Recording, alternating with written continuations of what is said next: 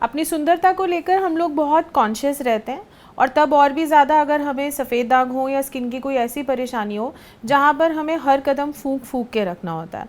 तो मेरे सफ़ेद दाग के पेशेंट्स का मुझसे हमेशा ये सवाल रहता है कि क्या वो फेशियल्स या ब्यूटी ट्रीटमेंट्स करा सकते हैं या नहीं।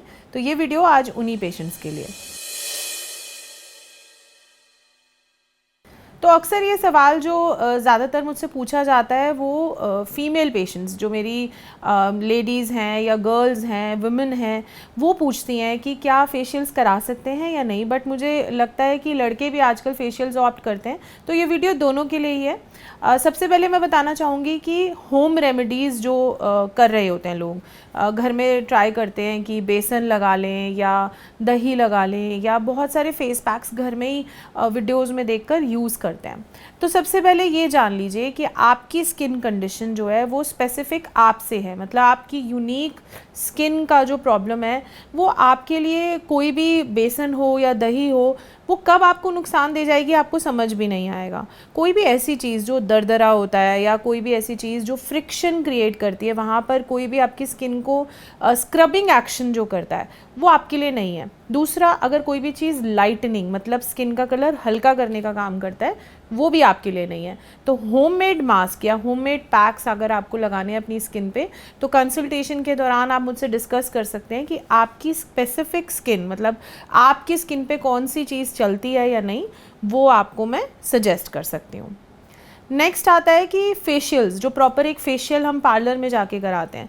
तो ब्यूटी ट्रीटमेंट्स की अगर मैं बात करूं तो फेशियल्स में कोई भी फेशियल हो, सबसे पहला स्टेप रहता है ब्लीच। तो ब्लीच का इस्तेमाल कर सकते हैं या नहीं, ब्लीच का इस्तेमाल हमें नहीं करना है। मैं पहले भी अपनी वीडियोस में बहुत बार बता चुकी हूँ कि कोई भी ऐसा काम जो आपके स्किन के कलर को हल्का करे वो आपको नहीं करवाना चाहिए। ब्लीच जो है वो करा तो फेशियल हेयर यानी कि चेहरे पे जो बाल होते हैं या बॉडी पे जो बाल होते हैं उनका कलर लाइट करने के लिए किया जाता है। बट ये समझिए कि जो केमिकल उसमें यूज़ हो रहा है वो कलर लाइट करने का एक प्रॉपर्टी के साथ आ रहा है, वो काम करता है वो। तो वो आपके स्किन के भी जो रंग बनाने वाले सेल्स हैं उनको लाइट करेगा। तो काम आप कर रहे हैं, जो इलाज कर रहे हैं विटिलिगो के पेशेंट्स अपना रंग बनाने का कर रहे हैं, तो ये तो ऑपोजिट हो गया। तो ब्लीच आपको बिल्कुल नहीं करनी है। जब फेशियल्स की बात होती है तो फेशियल्स में अगेन ऐसे कुछ प्रोडक्ट्स यूज़ होते हैं जहाँ पर कुछ ऐसे केमिकल्स हो सकते हैं जो आपकी स्किन के साथ रिएक्ट कर सकते हैं और आपको कभी कभी इचिंग या सफ़ेद दाग भी दे सकते हैं। तो फेशियल्स में आप ऑप्ट कर सकते हैं, बट उसमें आपको हर्बल फेशियल्स ऑप्ट करने चाहिए। अब हर्बल फेशियल्स में भी कई बार आपको बेवकूफ़ बनाया जाता है कि कुछ ऐसे प्रोडक्ट्स एक दो डाल दिए हर्बल और उसका नाम हर्बल है बट उसमें हैं सारे केमिकल्स। तो यहाँ मैं सजेस्ट करती हूँ या तो आप मुझे वो प्रोडक्ट्स की फ़ोटो भेजें जो उनका कॉम्पोजिशन लिखा हुआ है, मैं येस एंड नो कर दूँगी पेशेंट को, तो वो यूज़ कर सकते हैं। या फिर मैं खुद से भी बहुत से ऐसे प्रोडक्ट्स पेशेंट्स के लिए अरेंज करती हूँ, होते हैं मेरे पास, जिनसे वो फेशियल्स घर बैठे ही कर सकते हैं।